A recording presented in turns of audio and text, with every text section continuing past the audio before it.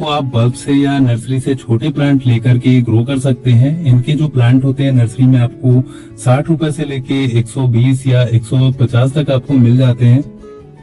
मैंने इस प्लांट को लास्ट ईयर नर्सरी से बाई किया था और बाई करने के बाद इसको कैसे ग्रो करते हैं, कैसे पॉट में रिपोर्ट करते हैं, उसका प्रोसेस बताया था। अगर उस वीडियो को नहीं देखा है, ये जो मेरा प्लांट है काफी कम स्टिक थी, उसमें 2 ही 4 थी और इस टाइम आप देख सकते हैं हमारा जो प्लांट है पूरी तरह से गमले को कवर कर चुका है और फ्लावरिंग भी बहुत ही अच्छी हो रही है।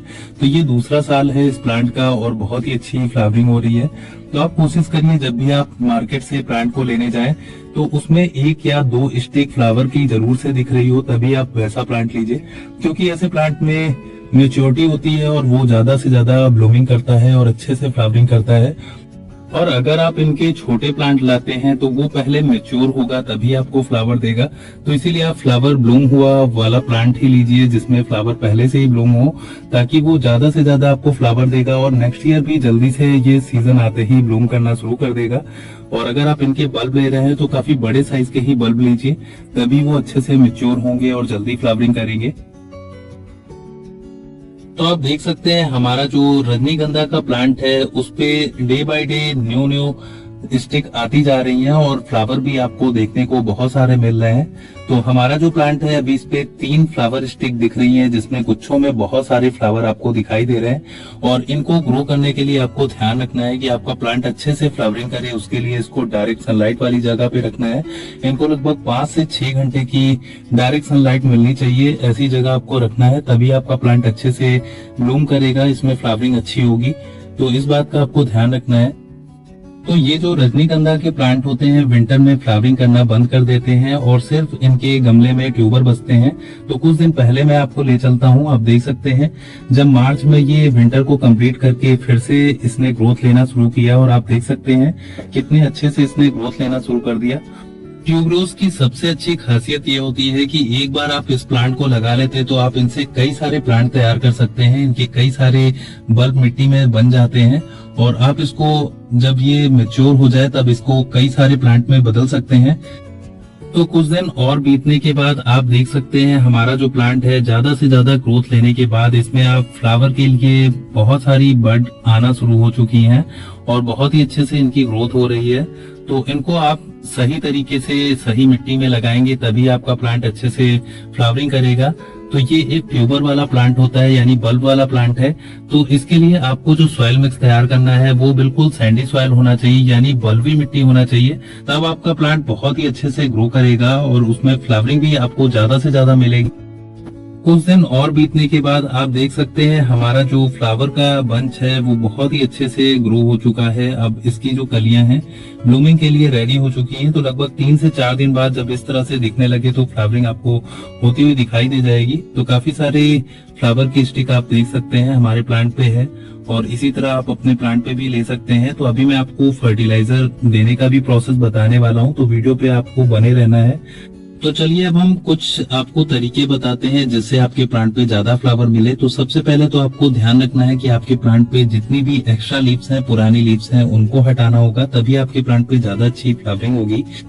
तो आप देख सकते हैं आपको कुछ इस तरह की पुरानी पत्तियों को हटाना है जिसमें थोड़ा सा पीलापन है या सूखा सूखा सा दिख रहा है या इसका टॉप वाला पार्ट हल्का सा पीला दिख रहा हो या जला हुआ दिख रहा हो। ये सारी पुरानी पत्तियां होती हैं और ये एक्स्ट्रा एनर्जी ले रही होती हैं, तो इनको आप जरूर से तोड़ करके हटा दीजिए। ये बहुत ही आसानी से टूट जाती हैं। आप इनको हल्का सा खींचते हैं तो ये आराम से निकल आती हैं पूरी पत्तियां। तो ये देख सकते हैं हमने सारी एक्स्ट्रा लीव्स को जो कि सूखी हुई थी, पुरानी थी, उनको हटा लिया है। तो हमें काफी सारा स्पेस गमले में दिखाई दे रहा है। और अब हम इनकी जो साइड की मिट्टी है उनको हल्का सा किसी नुकीले चीज से आपको कुछ इस तरह से गुड़ाई कर लेना है। और गुड़ाई करने के बाद ये जो ऊपर की हल्की सी मिट्टी है इनको हम निकाल लेंगे और फिर इसकी जगह पे हम फर्टिलाइजर को देंगे। फर्टिलाइजर में मैं गोबर की खाद का यूज करने वाला हूँ। तो हमें गुड़ाई करके कुछ इस तरह से मिट्टी को निकालना है। लगभग आप 2 से 2.5 इंच या 3 इंच गहराई तक आप साइड की मिट्टी को निकालना है। आपको पूरे प्लांट को नहीं निकालना है, बस साइड की हल्की सी मिट्टी इस तरह से निकाल लेना है जिससे हम इसमें गोबर की खाद को फिल कर सकें। तो ये देख सकते हैं, अब हम ले रहे हैं गोबर की खाद। ये पूरी तरह से अच्छे से डिकम्पोज है, यानी बहुत ही अच्छे से सड़ी हुई गोबर की खाद है। इसमें से किसी भी तरह का स्मेल नहीं आ रहा है, ये पूरी तरह से भुरभुरी हो चुकी है। तो अब हम इसे पूरे गमले में चारों ओर इसी तरह से फिल कर लेंगे। आपको इतनी गोबर की खाद लेनी है जिससे जो एरिया की हमने जितनी मिट्टी निकाली थी उतनी ही जगह इससे फिल कर लेना है। अगर आपके पास गोबर की खाद नहीं है तो आप इसकी जगह वर्मी कंपोस्ट का यूज कर सकते हैं, और वर्मी कंपोस्ट का भी यूज नहीं करना चाहते तो आप घर में तैयार हुए किचन वेस्ट से बनाए हुए फर्टिलाइजर का भी इसमें यूज कर सकते हैं। तो आप देख सकते हैं कुछ इस तरह से आपको पूरी तरह से फर्टिलाइजर को प्लांट के चारों ओर कवर कर देना है। और फिर अब हम लेंगे डीएपी यानी डायमोनियम फॉस्फेट फर्टिलाइजर। ये डायमोनियम फॉस्फेट बहुत ही अच्छा फर्टिलाइजर होता है। ये केमिकल यानी इनऑर्गेनिक फर्टिलाइजर है, तो इसका यूज आप फ्लावरिंग के लिए कर सकते हैं। इससे आपके प्लांट की ग्रोथ होगी, इसमें प्लांट में चमक आएगी और प्लांट का जो पत्तियां हैं वो डार्क ग्रीन होंगी, और इसकी ग्रोथ होने के साथ साथ आपको फ्लावरिंग भी मिलेगी। तो इसके लगभग आपको 25 से 30 दाने का यूज करना है। ये छोटे दाने की डीएपी है, इसीलिए मैं ज्यादा दानों का यूज कर रहा हूँ।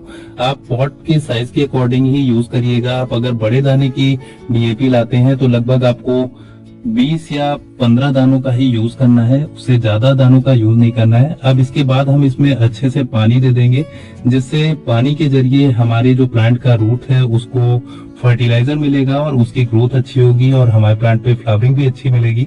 तो जिस तरह से मैंने फर्टिलाइजर देने का आपको प्रोसेस बताया, आपको फ्लावरिंग अच्छी मिलेगी। और ये जो फर्टिलाइजर है आपको 30 दिन पे एक बार अपने प्लांट में देना है, तब आपको मेरे प्लांट की तरह ही बहुत ही अच्छी आपको फ्लावरिंग देखने को मिलेगा।